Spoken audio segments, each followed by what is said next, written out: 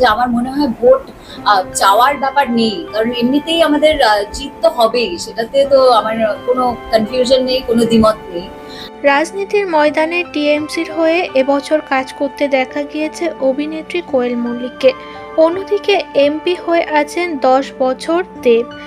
তাদেরকে নিয়ে এবার যাচ্ছে তাই ভাবে অপমান করলো বিজেপির দলের লোকেরা এবং জনসাধারণের মানুষেরা।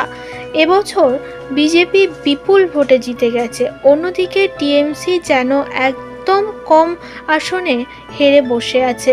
তাই তো এবার দেবকে দেখে গরু চোর গম চোর স্লোগান। টিএমসি হারার পর কোয়েল মল্লিককে কেউ কমেন্ট করেছে, অভিনয় জগতে যে ভালোবাসাটা ছিল কূটনৈতিকে এসে তার থেকেও বেশি ঘেন্নার পাত্র হয়ে উঠলেন। রাজনীতিতে কেন এলেন আপনি? কারোর আবার মন্তব্য এতটা নির্লজ্জ হতে পারে মানুষ, সেটা আপনাকে দেখে দেখা যায়। এত ঘৃণা লাগে এখন ওনাকে বলার বাইরে।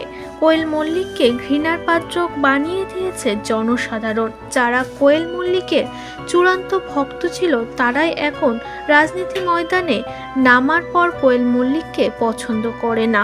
অন্যদিকে দেবের অবস্থাও খারাপ হয়ে দাঁড়িয়েছে। ঘাটাল থেকে বেরোনোর সময় তাকে শুধু মারতে বাকি রেখেছে জনতা। স্লোগান গরু চোর গম চোর।